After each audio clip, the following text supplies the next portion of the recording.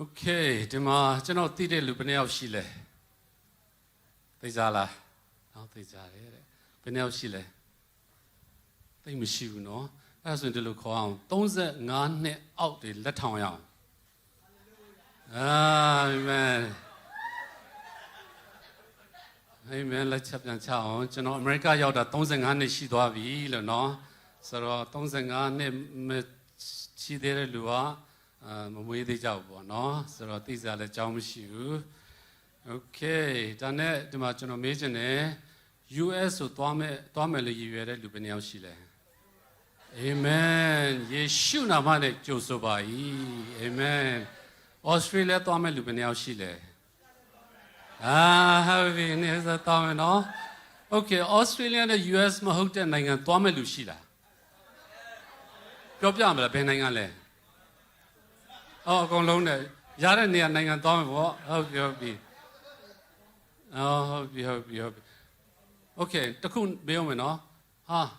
ဘယ်နိုင်ငံမှမပြောဘူးဒီမလေးရှားမှာပဲတစ်လုံးနေသွားမယ်လို့ဆုံးဖြတ်တဲ့လူရှိလားအဲ့ဒါတော့မရှိဘူးနော်ကျွန်တော်တို့ခင်ဗျားတို့တော့မပြောတတ်ဘူးကျွန်တော်တို့ဒီမှာမလေးရှားမှာအရန်ပျော်နေတယ်အရန်ပျော်တယ်တနေ့ကုန်စားနေတာအိမ်တွေပါဝယ်လို့ရှိရင်ဒီရင်ဘတ်တွေမတိုင်းတော့ဘိုက်တိုင်းနေရပြီကိုကလေ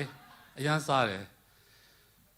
Okay ဆိုတော့ကျွန်တော်ခီးစဉ်ခဏလေးနည်းနည်းပြောပြမယ်နော်ကျွန်တော်ကနာမည်ရခိုင်ချင်းပေါ့ခိုင်ပီလို့လည်းခေါ်တယ်ဒါပေမဲ့ခိုင်ပီကများတော့ကျွန်တော်ကတော့အများခေါ်တာတော့ခိုင်ပီ tennis လို့ခေါ်တယ်ကျွန်တော် tennis ကစားလို့ရှိဆိုတော့ပိုရှင်းမယ်ထင်တယ်မိမတယောက်ရှိတယ်တယောက်ပဲရှိပါတယ်အဲ့ဒါလည်းရေးကြည့်တယ်ကလေး3ယောက်ရှိတယ်အကြီးဆုံးကတော့28နှစ်ရှိပြီကနေကြောင်းပြီးတော့ကျောင်းဆရာမလုပ်တယ်20နှစ်မပြည့်သေးလို့လည်းအများရှိမယ်ထင်တယ်ပြီးတော့သားတော့20နှစ်ရှိတယ်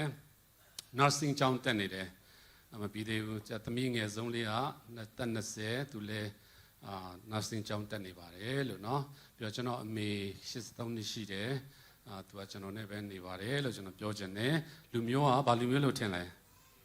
စီရင်ဟုတ်ပြီเนาะတရုတ်ကြီးတို့ထင်တဲ့လူလည်းရှိတယ်ကျေးဇူးတော်ပဲဒါလည်းနော်ကျွန်တော်တို့ခီးစဉ်က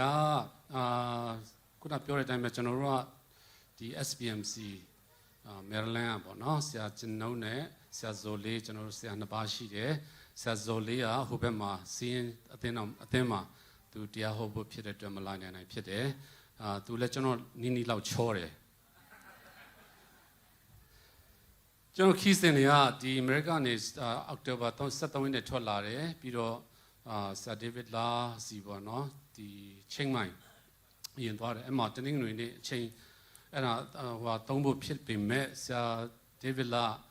ဘန်ကောက်မှာလိုတဲ့အတွက်ဘန်ကောက်သွားပေးပါဆိုတော့သူ့အကြောင်းမှာကျွန်တော်တို့1နာရီခွဲ2နာရီလောက်အချိန်သုံးလိုက်တယ်ဒီလိုပဲဆရာသင်တန်းမှာပေါ့နော်ကျွန်တော်လည်းတသက်ခံခွင့်ရတယ်ဆရာဇော်လေးလည်းသင်တန်းပေးခွင့်ရပါတယ်လို့ပြောဘန်ကောက်မှာလည်းရမ်းပြောတယ်သူသင်တော့မှာနော်ပြီးတော့ကျွန်တော်စင်ကာပူရောက်တယ်ဆက်ကင်းပေါသိလားမသိဘူးသိတယ်နော်သူစီလည်းရောက်တယ်ပြီးတော့ဒီကနေပြီးတော့ကျွန်တော်ဖတ်သွားမယ်ဩစတြေးလျသွားမယ်ပြီးမဲလ်ဘုန်းသွားမယ်မဲလ်ဘုန်းပြီးလို့ရှိရင်ဝယ်မင်တန်နယူးဇီလန်အဲ့ကနေပြီးတော့အော့ကလန်သွားမယ်အော့ကလန်ကနေပြန်มาဖြစ်တယ်လို့နိုဝင်ဘာလ25ရက်နေ့ US ပြန်ရောက်มาဖြစ်တယ်လို့เนาะကျွန်တော်ခီးစဉ်ကတလခွဲလောက်ကြာတယ်အဲ့တော့လည်းကျွန်တော်တို့ဆူတောင်းပေးကြပါလို့เนาะပြီးတော့ဒီနေ့ဒီလိုအချိန်ခွင့်ခါပေးတဲ့ဘုရားရှင်ကိုနာမဝင်ဆုံးချီးမွမ်းပါတယ်ပြီးတော့ဆရာမအချိန်ဖြစ်မယ်ထင်တယ်ဒီနေ့မှလုံးဝမမျှော်လင့်မဲနဲ့ကျွန်တော်အချိန်ပေးတဲ့အတွက်လည်းကျေးဇူးအများကြီးတင်ပါတယ်လို့ကျွန်တော်ကတော့အမှန်မှန်တော့ကျွန်တော်ဆရာတော့မဟုတ်ဘူးဒါပေမဲ့ဆရာဒေးဗစ်လာတော့ဆရာခိုင်ပြီးလို့ပဲခေါ်တယ်ကျွန်တော်နဲ့သူနဲ့တိလာ2006လောက်ကတည်းကတိလာတော့ဒါပေမဲ့သူကလို့ပဲခေါ်တယ်သူနဲ့လည်းဘယ်လိုပြောမလဲတွေ့ရခွင့်ရတဲ့အတွက်ကျေးဇူးတော်ချီးမွမ်းတယ်ပြီးတော့ဒီမှာဆရာမနဲ့အတူဆရာ6ပါးရှိတယ်လို့ကြားတယ်လက်ထောင်ပေးမလားတစ်ချက်လောက် Amen praise the Lord ကျေးဇူးတော်ချီးမွမ်းတယ်ပြီးမှကျွန်တော်ရဲ့ဝန်ခွဲဆရာမကတော့တော်ဖြစ်သွား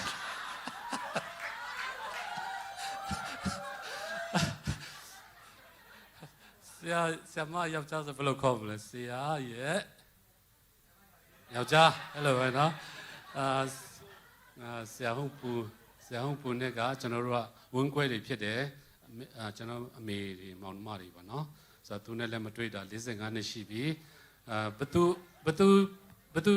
ပိုကြီးမဲ့တဲ့လေအသက်ကိုပြောရနော်ဟုတ်ပြီโอเคကျေးဇူးပြန်တယ်ပြန်တွေ့ရတဲ့အတွက်ဖလန်လူတွေရှိလားဒီမှာဖလန်တရားမရှိနော်โอเคဟုတ်ပြီလွန်ခဲ့တဲ့45နှစ်လောက်ကကိုခိုက်ပြီးတရားကြရင်ပုပ္ပိပေါ်ကနေပြီးတော့ဘုရားကောင်းကြောင်းတွေပြောမယ်လို့ပြောတဲ့လူရှိရင်ဘယ်သူမှယုံမှာမဟုတ်ဘူးဖြစ်နိုင်လို့ရှိရင်ကျွန်တော်အသက်တာထဲမှာ1985နေပြီးတော့1980ခုနှစ်ထိ delete လုပ်လိုက်ရ delete လိုက်ချင်တယ်မနှစ်သက်တဲ့အသက်တာကြီးဖြစ်နေတယ်အယံကိုဘယ်လိုပြောမလဲအစင်မပြေတဲ့အချိန်ပေါ့နော်ဘာတွေလဲဆိုရင်လည်းခုနကနေကျွန်တော်ပြောပြမှာဖြစ်တယ်ဒီနေ့ကတော့ကျွန်တော်တရားဟောမယ်ဆိုပေမဲ့လက်တွေ့ theory ပိုင်းနဲ့မယ်လက်တွေ့ပိုင်းပုံများလိမ့်မယ်ကျွန်တော်ဒီမှာရက်ပြီးတော့2008ခုနှစ်မှာကျွန်တော်ဒီလိုပဲပြောသွားရင်းနဲ့အထက်ကတယောက်က idea ရပြီးတော့စလုပ်တာမီလီနာဖြစ်သွားပြီခုအိမ်ပေါင်း15လုံးပိုင်ပြီ US မှာနော်ဆိုတော့ဒီမှာအိမ်ပိုင်တဲ့လူဘယ်နှယောက်ရှိလဲရန်ကုန်မှာဖြစ်ချင်းတော်မှာဖြစ်ဘယ်မှာဖြစ်တယောက်ရှိတယ်5ယောက်ရှိတယ်ဟုတ်ပြီနှလုံးပိုင်တဲ့လူဘယ်နှယောက်ရှိလဲလည်းမရှိတော့ဘူးเนาะဖျားတတ်နိုင်မယ်လို့ယုံကြည်လားအာမင်အဲ့ဒါရေးကြီးတယ်ဒါနဲ့ကျွန်တော်ကစီးပွားရေးသမားဒီမှာစီးပွားရေးလုပ်ချင်တဲ့လူဘယ်နှယောက်ရှိလဲကိုပိုင်စီးပွားရေးโอเคကျန်တဲ့လူတွေကလုပ်နေပြီးသားတွေလား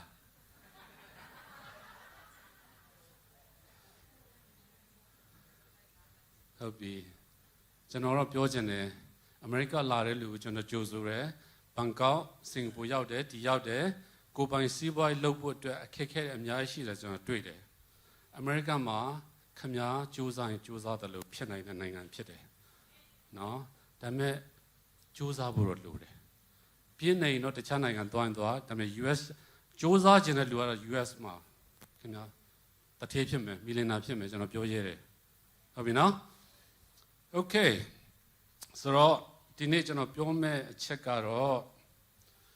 ခေါင်းစဉ်ကတော့ the source of blessing ကျွန်တော်ကောင်းကြီးရဲ့အရင်းမြစ်အဲ့လိုကျွန်တော်ပေးထားတယ်ကျမ်းစာနှစ်နေရာကျွန်တော်ဖတ်ချင်တယ်1 Corinthians 2နှစ်ကိုမှာပါရေးထားလဲဆိုတော့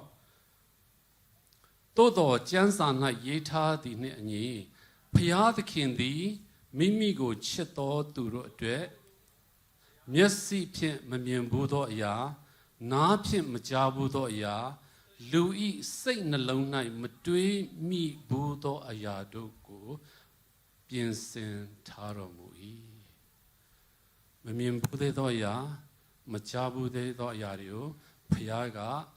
သင်ကိုအတွက်ပြင်ဆင်ထားတာဖြစ်တယ်ဒါပေမဲ့ဖခင်ဘယ်နေရာမှာကင်ထားတယ်လဲဆိုတော့ဘယ်နေရာဖြစ်မထင်တယ်အဲ့စာလုံးတွေအားလုံးထဲမှာသူ့ကိုချစ်တော်သူ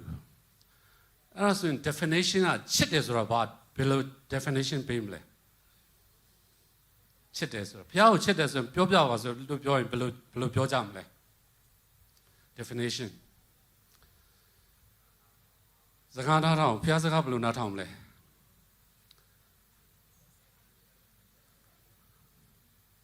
Love equal time အချိန်ကျွန်တော်တခြားအများကြီးရှိမယ်ဒါပေမဲ့အဲ့ဒါလေးကျွန်တော်ပြောချင်တယ် Love equal time ဒီနေ့ကျွန်တော်ဒီမှာမေးချင်တယ်ယေရှုကိုချစ်သလားလို့မေးရင်မချစ်ဘူးလို့ပြောတဲ့လူတယောက်မှဒီထဲမှာရှိမယ်မထင်ဘူးဟုတ်တယ်နော်ဒါပေမဲ့အဲ့ဒါဆိုရင် Facebook မှာအချိန်ကုန်တာပုံများသလားကျမ်းစာဖတ်ပြီးဆုတောင်းတာအချိန်ပုံများသလားလို့မေးရင်ဘယ်လိုဖြစ်ကြမလဲ The chain look put it on Janoria. Ya, your ear tarry chain of ma, like Segula Pilayama, China de Ludili. I don't know. Was American Depetia, Nina Queniro, Ubeka ate chain, debate chain, like Nala Pilayama, Segula Pilayama. Rari, Janot Luri. The Kera Boama Army chain. Janoro Pia to a chain. Tongyama Pite. Sorry, I need a machine, no? Sorry. Your duty I check out, na Prama Yazo in Cho. Na sec goes to lead him about your halesro. Oh, you are doing Jinio Dosai in Yala Puzo Nayon, a channel ne, a channel ilurodi, a bed do to pipa the knee. Cut the indo, a yardo di, the goro jumpy. A channel di, goro e osa, tegada, goro a puzo bai. A janza patching up in Generoma, go by pieces of Sheila. A kuma mashi, you know, a tatama, piality mashi. How do you know?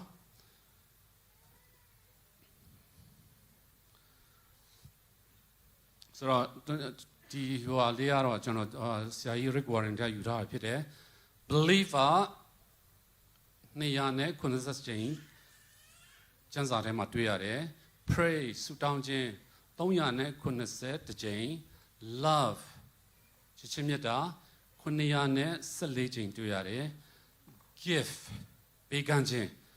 not town the Yane, chomps and the Jane to Yare. Era Gigiapi, Piaga, General Beganjin, Yajin,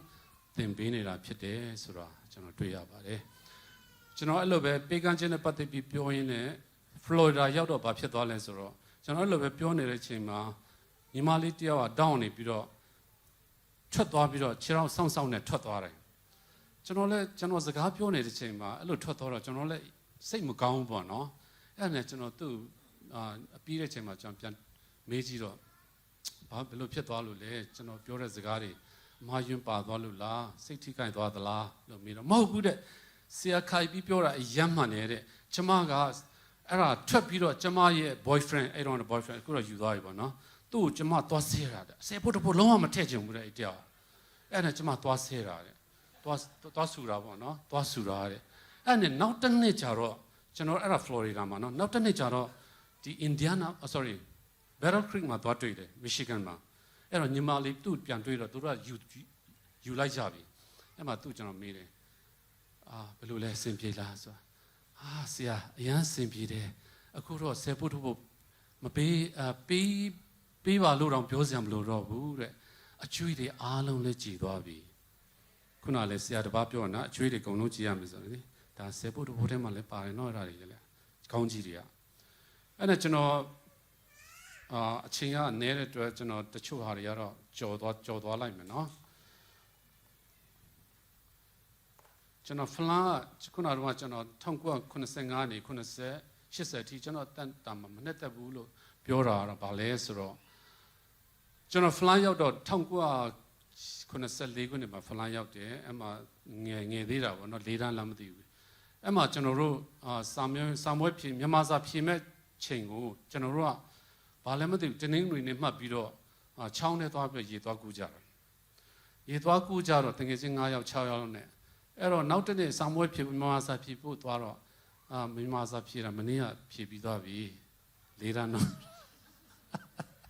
So,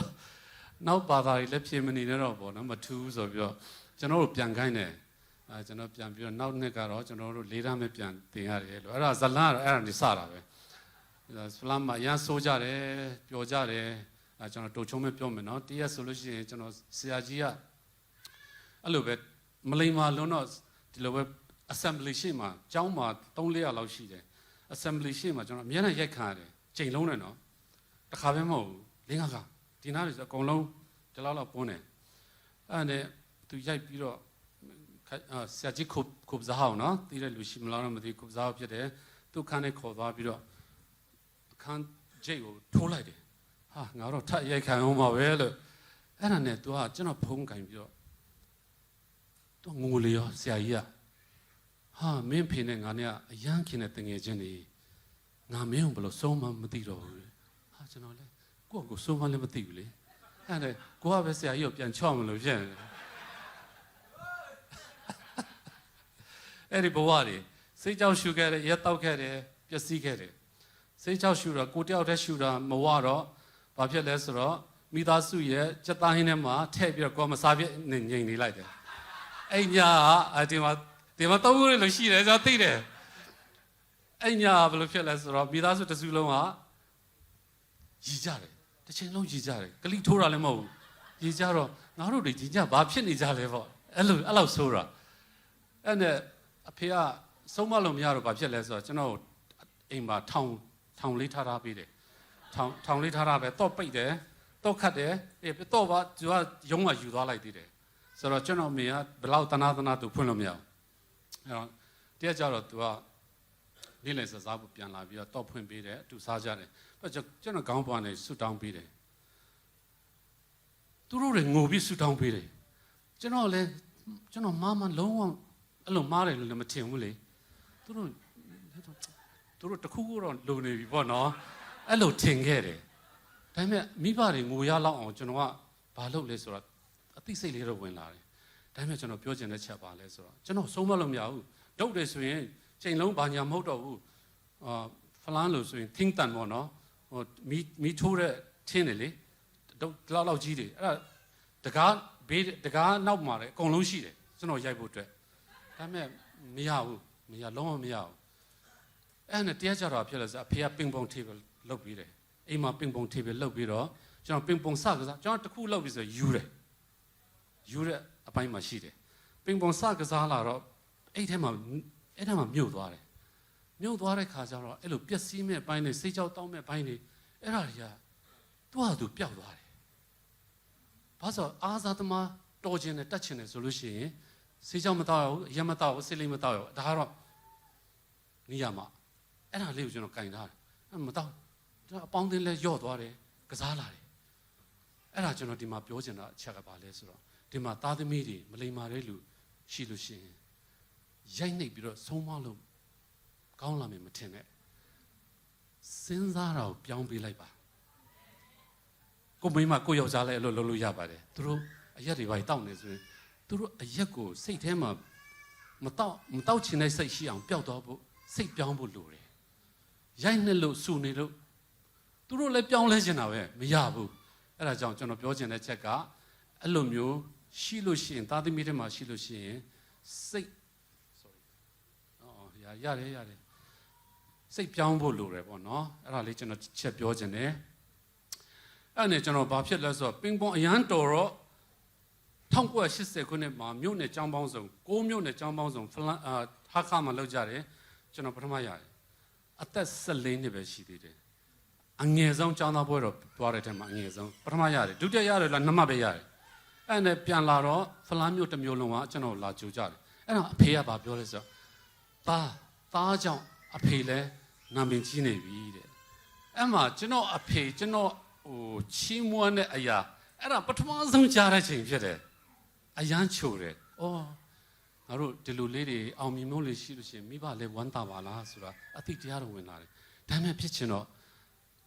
ပင်ပေါ်အရန်ကစားတော့စာမကြည့်တော့ရှစ်တန်းကြပြန်လေရောရှစ်တန်းကြပြန်လေရောဒါနဲ့ကျွန်တော်ဘာဖြစ်လို့အဖေကျွန်တော်ဖလမ်းမြို့တော့မနေချင်တော့ဘူးကျွန်တော်တခြားနေရာကြောင်းထားပါတောင်ကြီးရွေးမလားရောင်ရွေးမလားတောင်ကြီးရွေးမယ်တောင်ကြီးရောက်သွားတယ်အဲ့မှာတော့လူဖြစ်သွားတယ်ဘာလို့ပေါင်းတင်းနေလဲမရှိတော့ပင်ပွန်လည်းမကစားတော့ဘာလို့ရှစ်တန်းကြောက်တော့စိတ်နာသွားတယ်လေမကစားတော့အဲ့မဲ့ကျွန်တော်နွေရာသီရောက်တော့ကျွန်တော်ပြန်တဲ့ခါကျတော့tennis လေးနည်းနည်းကစားတယ်နှစ်လအတွင်းပေါ့နော်အဲ့မှာဘာဖြစ်သွားလဲဆိုတော့ tennis လည်းရမ်းတော်ပြန်အောင်နှစ်လအတွင်းမှာဖလားမြို့မှာအတော်ဆုံးဖြစ်တဲ့ဆရာကြီးခုပြန်ဒီမှာသိတဲ့လူရှင်းမယ်သူ့ကျွန်တော်နိုင်တယ်အဲ့မှာသူဘာပြောလဲဆိုတော့ခိုက်ပြီးမင်းတနေ့ကျရင်မြမလွေစင်ဖြစ်မယ်ရန်ကုန်တော့မရောက်ဘူးမြမလွေစင်ဖြစ်မယ်ကျွန်တော်ရည်တော့ရည်ချင်တယ်ဒါပေမဲ့သူအဲ့လိုပြောတယ်အဲ့နဲ့ဘယ်လိုပြောမလဲဖြတ်ပြီးသွားလိုက်မယ်နော်ရောင်ရောက်သွားတယ်ဆယ်တန်းအောင်တဲ့ทีมမိဘကမကစားရဘူးတဲ့ဆယ်တန်းအောင်တော့ပေးကစားတယ်အဲ့မှာ85 86ခုနှစ်လောက်ကြာတော့စကစားလာတော့ကျွန်တော် ဂျေဇုတော်ကြောင့်ရောင်တိုင်းနေပါလာတယ်ရောင်တိုင်းပါလာတယ်85 86 89ရောင်တိုင်းမှာနှစ်ကစားတယ်ပထမရကြတယ်အဲ့မှာ89 88 89ရောက်တော့တကယ်ပဲမြန်မာလေးစင်ရွေးတဲ့ထဲမှာ6ရက်ထဲမှာကျွန်တော်ပါလာတယ်တနှစ်တာနေသေးတယ်ဆိုရင်မြန်မာဘာမှချမ်းဖြစ်ဖို့ကျွန်တော်ရည်ရွယ်ထားတာဖြစ်တယ်အဲ့လိုဖြစ်ချင်းကလည်းပါလဲဆိုတော့တရက်ကိုဘောလုံးအသစ်ဆက်ဆက်တစ်လုံးပေါက်တဲ့ထိကျွန်တော်ကစားတယ်လွယ်တဲ့အရာတော့မဟုတ်ဘူးဒါပေမဲ့ကျွန်တော်ဘာဖြစ်လဲဆိုတော့ခုနကျွန်တော်ပြောသလိုတစ်ခုလောက်ရင်ယူမှုတတ်တယ်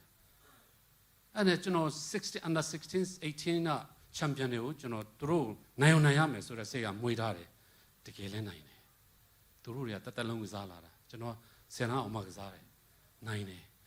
ဒါပေမဲ့တရက်ကြတော့ဘယ်လိုဖြစ်သွားလဲဆိုတော့90ခုနှစ်ရောက်တော့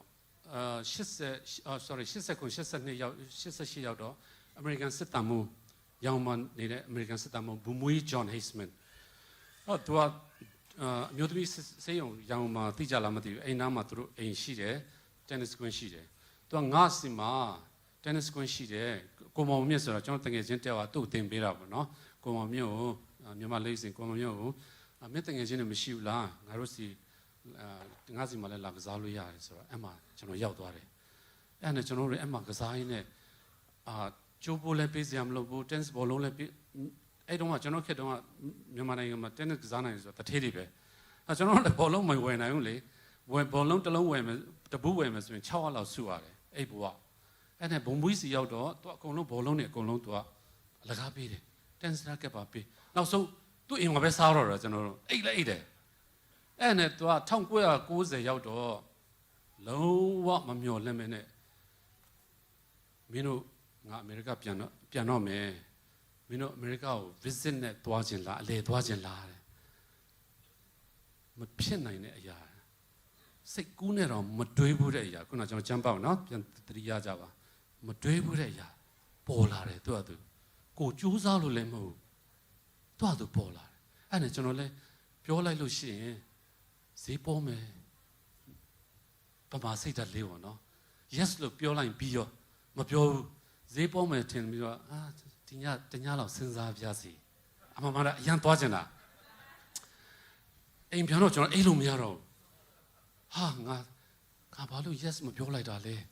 အကယ်၍ तू မနဲ့ပြန်မနဲ့ကြရင်စိတ်ပြောင်းသွားရင်ဘယ်လိုလုပ်မလဲအဲ့ဒီစိတ်ဓာတ်ကြီးကပေါ်လာ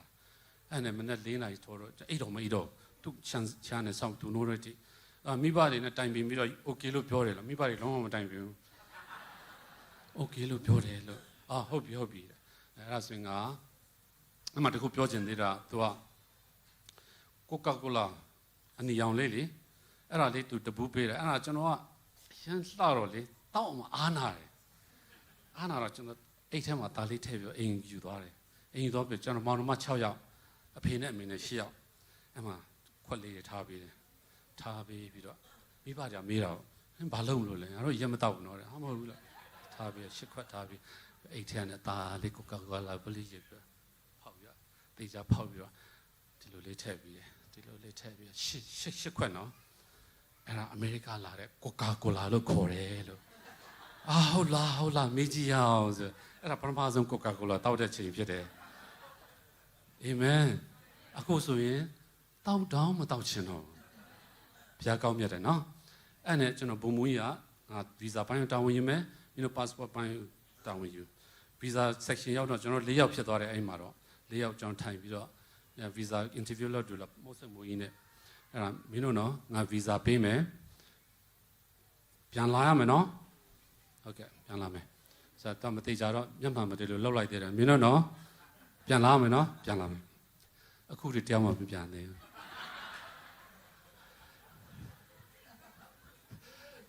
အမှဘယ်လိုဖြစ်သွားလဲဆိုတော့ကျွန်တော်တို့စက်မှုတစ်နှစ်ဝင်ကြီးဗိုလ်ချုပ်ဆိုင်အောင်ကြောက်လားမသိဘူးကျွန်တော်သူအမှန်မှကျွန်တော်အဲ့မှာအလုပ်တင်းနစ်ကစားရင်းနဲ့အလုပ်ရတယ်လေအလုပ်သွားတာတော့မဟုတ်ဘူးလက်ကသွားထုတ်တာတင်းနစ်ကစားရင်းနဲ့အဲ့ဗိုလ်ချုပ်ဆိုင်အောင်တရက်ကြတော့သူကျွန်တော်ခေါ်တယ်ရုံခန်းနဲ့မခေါ်ပြီးစက်မှုတစ်နှစ်ဝင်ကြီးတော့အဲ့တော့ဗိုလ်ချုပ်ဆိုင်အောင်လူတွေအရန်ကြောက်တယ်ဗိုလ်ချုပ်ဆိုင်အောင်ကျွန်တော်တို့တကယ်ချင်းတော့ပေါင်းလာတာအဲ့နဲ့သူကမေးတယ်မင်းတို့အမေရိကမှာဂျွန်သွားလုံမလားငါဒီလိုမင်းတို့လက်ကပေးနေရတဲ့ဘာသွားလုံမှာလဲဗိုလ်ချုပ်ကျွန်တော်ဆက်ပြန်လာမယ်စိတ်ချသူ သူသာဆုံးသွားတယ်ကျွန်တော်ပြန်မလာသေးဘူးတရားမှာနော်ဆိုတော့အဲ့ဒါလေးကကျွန်တော် highlight လေးတွေပြောချင်တယ်ကျွန်တော်အမေရိကထွက်တဲ့ချိန်မှာအမှန်မှန်တော့ကျွန်တော်ဘဝအရန်ကောင်းတဲ့ချိန်ဘာကြောင့်လဲဆိုတော့ကျွန်တော်တက္ကသိုလ်ကျောင်းသားမြန်မာလက်ရွေးစင်ပြီးအဖေကကားတစ်စီးဝယ်ပေးထားတယ်ရောက်လမ်းမှာတိုက်ခန်းတစ်ခန်းနဲ့ကျွန်တော်တယောက်ပဲနေတာအဲ့တော့ကားရှိတယ်ဆိုတော့တော်တော်လေးဟိုဖြစ်တယ်လေအဲ့တကယ်ချင်းသာမေးတယ်ဟာမင်းအယူလားဘာလို့ဒီမှာမင်းဘဝဒီလောက်ဆင်ပြေတယ်ဘာသွားလို့မလဲကျွန်တော်စဉ်းစားတာပါလဲဆိုတော့ကျွန်တော်လုတ်နေတဲ့အရာတက်နစ်စကားတွေအရာကျွန်တော်ရဲ့အကိုကြီးတွေကျွန်တော်ထက်ကြီးတဲ့လူတွေကျွန်တော်ကြည့်တော့လမ်းမတွေ့ဘူးငါအမေရိကမှာသူများဖဏပဲဆေးရအင်သာပဲဆေးရငါသွားမယ်ဒါပဲဆိုတော့ထွက်လာတော့အမေရိကရောက်တော့ဘယ်လိုဖြစ်လဲဆိုတော့ဒေါက်တာဝုန်ဆန်နဲ့ကျွန်တော်နိုင်ခွန်းမှာပေးရတဲ့တော်ပြန်လေးပြောမယ်နော်ဒေါက်တာဝုန်ဆန်နဲ့တွေ့တဲ့ခါကျတော့ဒေါက်တာဝုန်ဆန်ကကျွန်တော်သူကအလုပ်ရှာပေးမယ်ထင်တာပေါ့လေဒါပေမဲ့တရက်ကျတော့သူကခိုက်ပြီးရေမင်းတော့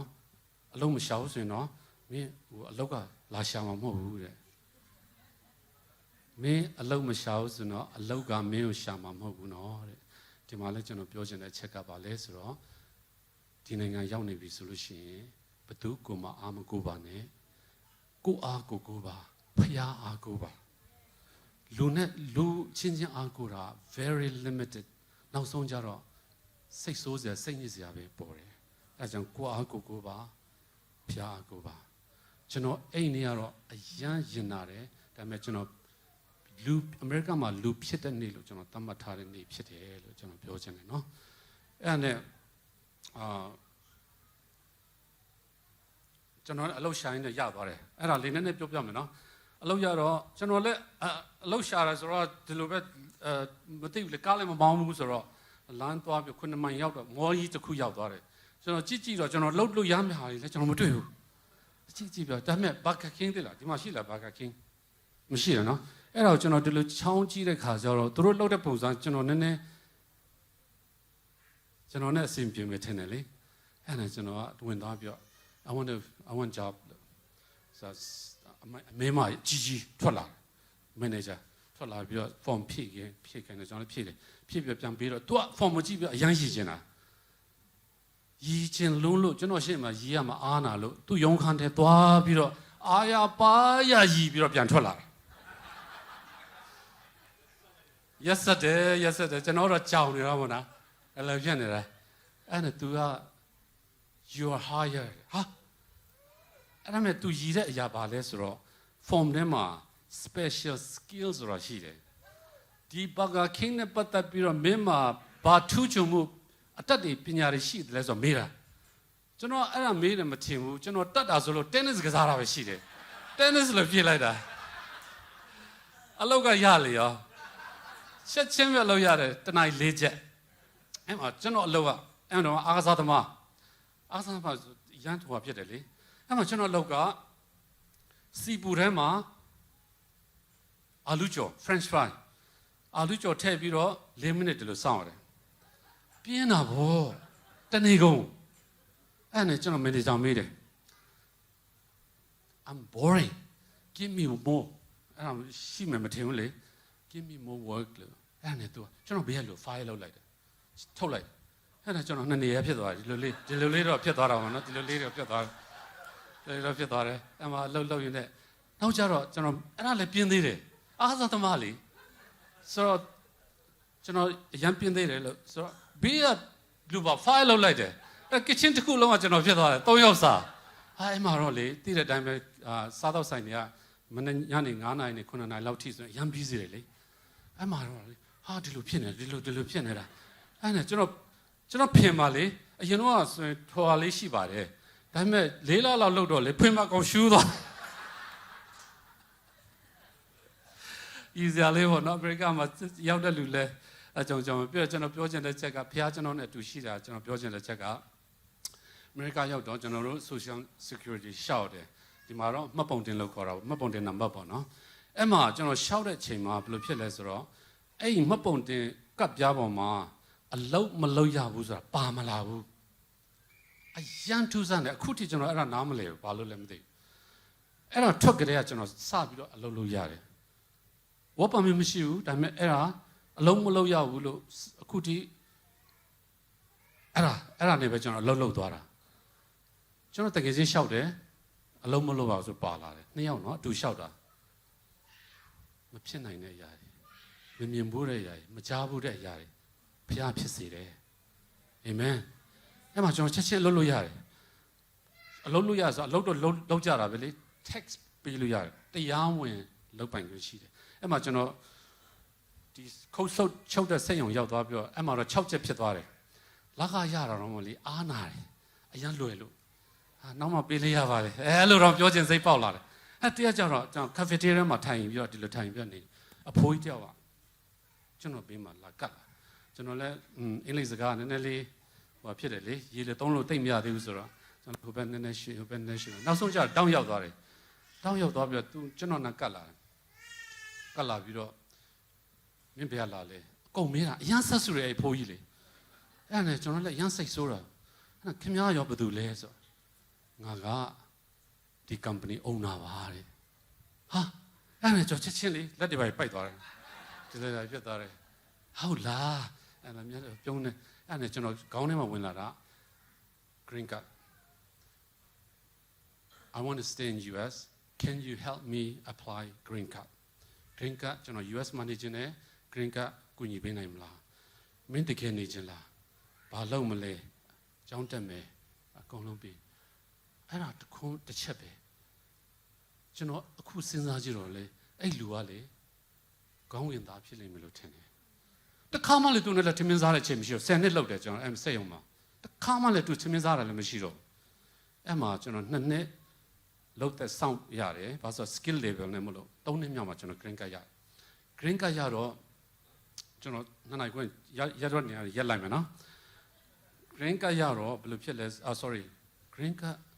ရတဲ့အချိန်ရောက်တော့ဘယ်လိုဖြစ်လဲဆိုတော့အိမ်ပြန်ဖို့ကျွန်တော်စဉ်းစားတယ်80 90ကျွန်တော်1990မှာအမေရိကရောက်တယ်94မှာ green card ရောက်တယ်ရတယ်အဲ့ဒါပြန်ဖို့ဖြစ်လာတော့မိဘတွေကကဲမင်းအရွယ်လည်းရောက်ပြီဆိုမိမယူဖို့အရွယ်ရောက်ပြီ28နှစ်ရှိပဲအချိန်မှာအဲ့နဲ့ကျွန်တော်လည်း okay ကိုမိတိတ်တိတဲ့လူလည်းဘယ်သူရှိတယ်မှလည်းမသိတော့လေအဲ့နဲ့ရှိတဲ့လူထွက်ခဲ့ကွာအမေရိကအဲ့တော့နည်းနည်းဈေးရှိတယ်အခုတော့မသိဘူးအဲ့ထွက်ခဲ့ဆိုတော့ဓာတ်ပုံ6ပုံပို့လာတာဟာမလွယ်ဘူးနော်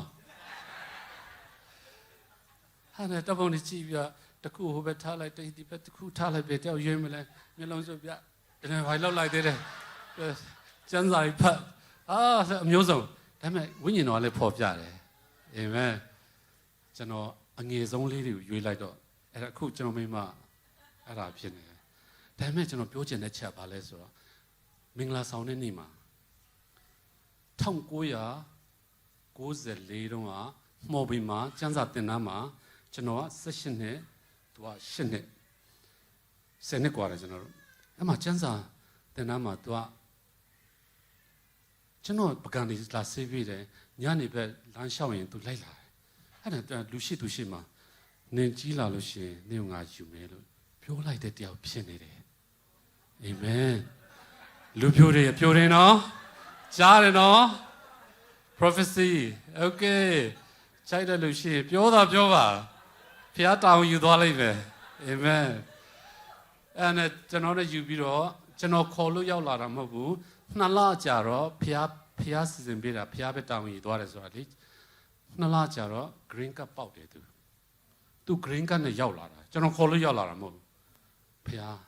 အရန်ထူးဆန်းတယ်ကျွန်တော်ဘဝမှာအဲ့ဒါမျိုးလေးတွေပေါ့နော်ပြီးတော့ကိုပိုင်စီးပွားရေးလေးကျွန်တော်နည်းနည်းပြောပြီးတော့ကျွန်တော်ဖြတ်မယ်နော်ကိုပိုင်စီးပွားရေးကိုကျွန်တော်အမေရိကရောက်တော့အရန်လှုပ်ချင်တယ်ဘယ်လိုပြောမလဲအရန်ဘယ်လိုပြောမလဲသူများလက်အောက်မှာလောက်ရတာအရန်ငင်းငွေလာတယ်ဆိုတော့ရောက်တာနဲ့ကျွန်တော်အများအားပြောနေတယ်ဒါပေမဲ့ဥကျင်ကဘာပြောလဲဆိုကိုခိုက်ပြီးငါတို့လည်းမင်းတို့လိုပဲပြောလာခဲ့တာနှစ်လေးရှိပြီပြောမနေနဲ့ပေါ့ဖြစ်မလားမဟုတ်ဘူးဒါပေမဲ့ကျွန်တော်ဦးလေးဒေါက်တာဦးဆောင်ကျွန်တော်ပြောတယ်အငယ်ကျွန်တော်ကိုပိုင်စီးပွားရေးလုပ်ချင်တယ်မိဘအတိုင်းဝိုင်းထဲမှာတယောက်မှစီးပွားရေးသမားမရှိဘူးဘယ်လိုလုပ်မလဲသူက eye to eye ကျွန်တော်မျိုးလုံးတက်ချီပြီးတော့ heart to heart ပြောလဲဆိုခိုက်ပြီးမင်းစီးပွားရေးစလိုက်ပါမင်းနဲ့ generation နဲ့စီးပွားရေးသမားဖြစ်သွားမယ် အဲ့ဒါ90ခုနှစ်ချက်ချင်းဖြစ်မလာဘူးဒါပေမဲ့10နှစ်ကြာတော့ကျွန်တော်စီးပွားရေးလောကထဲရောက်လာတယ်ကျွန်တော်အဲ့လောက်ပဲပြောမယ်ဒါပေမဲ့ဒီဟိုဟာကျန်တဲ့အပိုင်းလေးကိုကျွန်တော်ဆယ်ဖို့နဲ့ပတ်သက်ပြီးကျွန်တော်ပြောမယ်နော်စီးပွားရေးစလုပ်လာတဲ့ခါကျတော့အရန်အောင်မြင်တယ်ပတ်စံရောင်းဝင်တယ်ပတ်စံရောင်းဝင်ပြီးတော့တစ်ချိန်ရောက်လာတဲ့ခါကျတော့2006ရောက်လာတဲ့ခါကျတော့စီးပွားရေးကျတယ်အိမ်ဝယ်တဲ့လူမရှိတော့ကျွန်တော်အိမ်ရောင်းဝယ်လုပ်တာနော်အိမ်ပြင်အိမ်ဟိုဟာလုပ်တယ်ရောင်းမရှိတော့ပတ်စံနေစုထားတဲ့ပတ်စံတွေပြန်မှရှိမှန်းတော့မသိတော့အကျွေးကကျွန်တော်အိမ်ကို6သိန်းကျော်ဝယ်ထားတယ်အခုတော့မီလီယံကျော်သွားပြီနော်တဲ့အဲ့ဒါအိမ်တွေက6သိန်းကျော်ဝယ်ထားတဲ့အိမ်ကဖေးမင်းက4000တစ်လားပေးစရာမရှိတော့အဲ့ဒါကျွန်တော် credit card ကိုနဲ့ပေးနေတာ4000ရောက်သွားတယ်နောက်ဆုံးကျွန်တော် credit card ပေးဖို့ကုန်သွားလို့ရှိရင်နောက်ဆုံးကျွန်တော်အိမ်ကိုဘောင်အားလိုက်တော့မယ်လို့ဆုံးစဉ်းစားတဲ့အချိန်မှာမိဘလည်းမပြောရအောင်မိမလည်းမပြောရအောင်အဲ့နဲ့တရက်ကြောင်တော့ကျွန်တော်ကလေးတွေကြောင်းပို့တဲ့အချိန်မှာအဖွားကြီးကြောင်ကျွန်တော်ခေါ်တယ်အဖွားကြီးကြောင်ဆိုတော့ပမာပဲသူကနာမည်မပေါ်စေရောကျွန်တော်နာမည်ပြောဘူးတော့ကျွန်တော်ဗာပြောလဲဆိုတော့ကိုခိုင်ပြီးဖះကျမကိုမနေညစကားပြောတယ်ကိုခိုင်ပြီးကိုစကားပြောဖို့ဩဖះကျွန်တော် direct မပြောဘဲနဲ့ဘာလို့အမောက်ခိုင်နေတော့မသိဘူးနော်လာလိုက်သေးတယ်နည်းနည်းလေးအဲ့နဲ့သူကပြောတယ်ကိုခိုင်ပြီးဆက်ဖို့တဖို့ပေးပုံပေးနေမမှန်ဘူးလို့ဖះဖော်ပြတယ်တဲ့ရမ်းစိတ်ဆိုးတာပေါ့ဆယ်ဖို့ကိုဆယ်ဖို့ဆိုတော့သူနဲ့ပါဆိုင်တယ်နော်အဲ့လိုပဲလေအမှန်မှပြောချင်တာလေတကယ်ကိုစိတ်ဆိုးတာအဲ့နဲ့ကျွန်တော်ပပစကားတိတဲ့ဟာတွေမကောင်းဆုံးတိတဲ့ဟာတွေအကုန်လုံးဗတ်ချစ်တာပေါ့နော်အကုန်လုံးအဲ့ဒါပြောတယ်အဲ့မှာ तू က9000ပေးတယ်စိတ်မဆိုးကိုခိုင်ပြီးစိတ်ဆိုးလို့ပြေသွားပြီလားဟာငါဒီလောက်စိတ်ဆိုးရအောင် तू ဘာမှမဖြစ်ဘူးထားလိုက် तू ကဘာပြောလဲဆိုခိုင်ပြီးကျွန်မတခုံးပြောမယ်မှန်လို့ရှိရင်19000မှားလို့ရှိရင်ကျွန်မဒီမှာရက်လိုက်မယ်လို့ကျွန်တော်ပြောတယ်โอเคလို့စိန်လိုက်လေလို့အဲ့ तू ပြောလိုက်တဲ့တစ်ချက်ကလေကျွန်တော်မိဘလည်းမပြောဘူးကျွန်တော်မိမလည်းမပြောတဲ့အရာတခုကျပြောနိုင်တယ်ဒါကတော့ဖျားစီကလွဲလို့ဘယ်သူစီမှမဖြစ်နိုင်ဘူးဆိုတာကျွန်တော်သိသွားတယ်အဲ့မှာကျွန်တော်ကားရက်ပြီးတော့ကျွန်တော်ငိုယိုတယ်ဒါငါဒီမှာအခက်အခဲကြုံနေတာဒါအဖြေပဲဆိုတော့ကျွန်တော်သိလိုက်တယ်သူကအဲ့မှာဘာပြောလဲဆိုတော့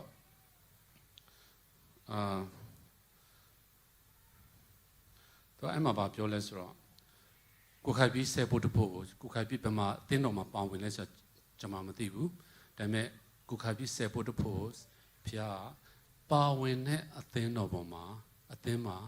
10ရာခိုင်နှုန်းပြည့်ပေးဖို့ခိုင်းတယ်အဲ့ဒါဆိုရင်ဖျားခွိုင်ပြောရန်ကောင်းကြီးပေးခြင်းတယ်ကောင်းကြီးတွေဝင်လာလိမ့်မယ်အဲ့ဒါပြောတယ်အဲ့မှာကျွန်တော်လည်းမေးတာပေါ့နော်အဲ့ဒါဆိုရင်ကျွန်တော်အဲ့မှာသိလိုက်တာပါလဲဆိုတော့ကျွန်တော်ကဝင်ငွေတဲ့အရမ်းများလာတော့ဆယ်ဖို့တစ်ဖို့ကလည်းမိဘတင်ပေးထားတော့မှန်ကျွန်တော်အကောင့်တက်တောင်ထားတယ်ဒါပေမဲ့ကျွန်တော်ဘယ်နေရာမှားသွားလဲဆိုတော့ကျွန်တော်အဲ့ဆယ်ဖို့တစ်ဖို့တွေကနေပြီးတော့ပါစတာတွေကို live ကိုကျွန်တော်ပေးတယ်စင်းသားတွေကိုကျွန်တော်ပေးတယ်မိဘမေဂီဟာတွေကျွန်တော်စပေးလာတယ်ပြီးတော့ overseas church ချင်းတော်ကဖျားကြောင်းအဲ့ဒါကြီးကျွန်တော်စပေးလာတယ်ချမ်းသာတက်တဲ့လူတွေကျွန်တော်စပေးတယ်နောက်ဆုံးနိုင်ရေးမှာကျွန်တော်စသုံးလာတယ်အဲ့ဒါကအမှန်မှန်တော့ဆယ်ဖို့9ဖို့ထဲပေးဖို့အရာဖြစ်တယ်ဆယ်ဖို့တစ်ဖို့ကကျွန်တော်တို့စီမံခန့်ခွဲပိုင်ခွင့်မရှိဘူးဒီမှာဟုတ်တယ်နော်ဒီမှာတက်တဲ့လူအားလုံးခမည်းဘယ်နေရာမှာဝိညာဉ်စာစားလဲအခုဆိုရင်ဒီမှာဟုတ်တယ်နော်ဆယ်ဖို့တစ်ဖို့ကဒီမှာပဲပေးဖို့ဖြစ်တယ်ဖျားလို့ရှိတယ်အဲ့ဒါကြောင့်ဒီမှာခမည်းရဲ့တက်တာထဲမှာငွေချင်းချင်းမှာအခက်အခဲရှိနေသလားလုံးငန်းကင်ကမှာအစီအမြေပြုတွေရှိသလားအိမ်ထောင်စုထဲမှာပြုတ်ကွဲမှုတွေရှိသလားမပြောင်းရွှင်မှုတွေခံစားလားယိုပေါက်တွေခံစားနေရလားခင်ဗျာဆယ်ဖို့တဖို့စစ်ကြည့်ပါဆယ်တဖို့တဖို့နဲ့ညှိနေနိုင်တယ်ကျွန်တော်အဲ့ဒါလေးပြောချင်တယ်အဲ့နဲ့ကျွန်တော်အဲ့နေစပြီးပို့တာအဲ့ April လထဲမှာ2008 April လထဲမှာဖြစ်တယ်ကျွန်တော်လွန်ခဲ့တဲ့2နှစ်ရန်ဝင်တဲ့ဆိုတာထက် April လနေပြီး December လထိဝင်ရပုံများတယ်အဲ့မှာကျွန်တော်4000 2လတွင်းနဲ့ဆက်နိုင်တယ် 6သိန်းတန်ကျော်အိမ်ဝယ်ထားတဲ့ဟာကိုနှစ်ကုန်တော့ကျွန်တော်ပေးနိုင်တဲ့ခွင့်ဖျားပေးတယ်ဘုရားတတ်နိုင်တယ်အဲ့ဒါကြောင့်ကောင်းကြီးခံစားခြင်းတယ်ဆိုလို့ရှိရင်စေဖို့တဖို့မှန်ဖို့အရေးကြီးတယ်ဟုတ်တယ်နော်ဆိုတော့ကျွန်တော်နောက်ဆုံးဒီမှာဆရာကြီးမုံတုံနဲ့သူတော်မသိသေးဘူးကျွန်တော်သူကကျွန်တော်ခေါ်ပြီးတော့ကျွန်တော်အသာလေးဆရာမုံတုံသိကြပါရဲ့နော်သူတော်မသိသေးဘူးကျွန်တော်အဲ့ဒါလေးကိုကျွန်တော်ဖွင့်ပေးပြတာနဲ့အဆုံးသတ်လိုက်မယ်နော်ဘာလို့အချိန်ကတ်နေလဲဖြစ်တယ်နောက်တစ်ခါခေါ်မှဖြစ်မှာနော်ကောင်းခါနေအများရှိတယ်အိမ်လကားလိုချင်တဲ့ဘယ်နှစ်ယောက်ရှိလဲအဲ့ဒါလေးပြောချင်တာဒါပေမဲ့ချိန်မရှိတော့ဘူးကျွန်တော်တလုံးပဲမဟုတ်ဘူး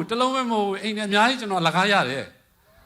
ကျွန်တော်အိမ်ရတဲ့အိမ်တွေထဲကအိမ်ငါးတွေကပေးနေတာကျွန်တော်ဒီမှာရက်ပြီမဲ့ကျွန်တော်ဝင်ငွေတောင်းတဲ့ချီပြဝင်နေတာ passive income ကြောက်ဘူးလားခင်ဗျမလုပ်ဘဲနဲ့ဝင်နေတဲ့ဝင်ငွေတွေလေဘယ်နှယောက်ရှိလဲ okay ဘယ်နှယောက်ရှိလာမလဲအဲ့ဒါပဲဖြားရှင်ကောင်းချီးပေးပါစေအဲ့ဒါဆရာမုံတောင်းကျွန်တော်ဟိုသူ့ရဲ့ကျွန်တော်အတိတ်လေးကူထားတဲ့ဟာလေးကျွန်တော်ပြောပြမယ်နော်ကျွန်တော်ဖွင့်ပေးမယ်အဲ့ဒါပြီးတော့ကျွန်တော်ရက်လိုက်တော့မယ်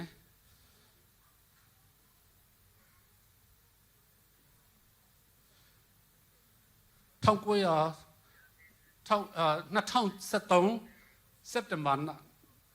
9ရက်နေ့မှာကျွန်တော်ကွင်းထားနော်2013လွန်ခဲ့တဲ့12နှစ်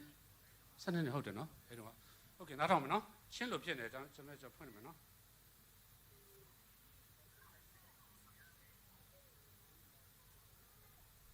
ဟုတ်လို့ဖြစ်သွားတယ်ကျွန်တော်ရဟိုအဲ့ဝင်သွားတယ်စပီကာနဲ့ဖွင့်ချင်တာမရဘူးကြည့်ပေးမလား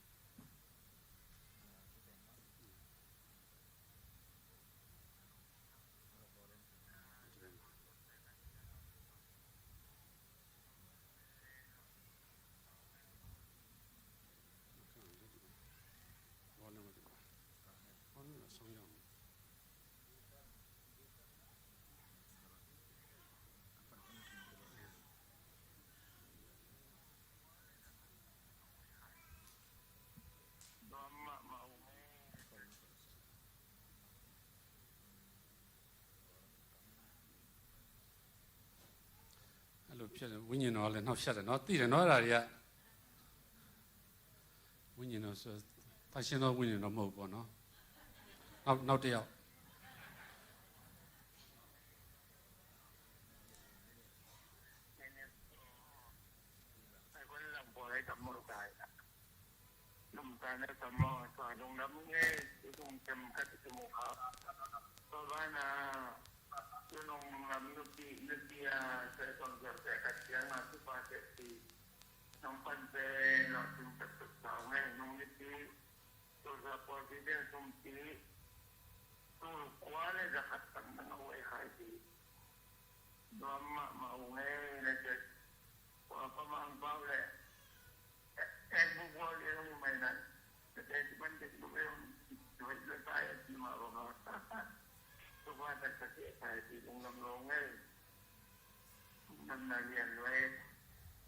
ဟုတ်ပြီ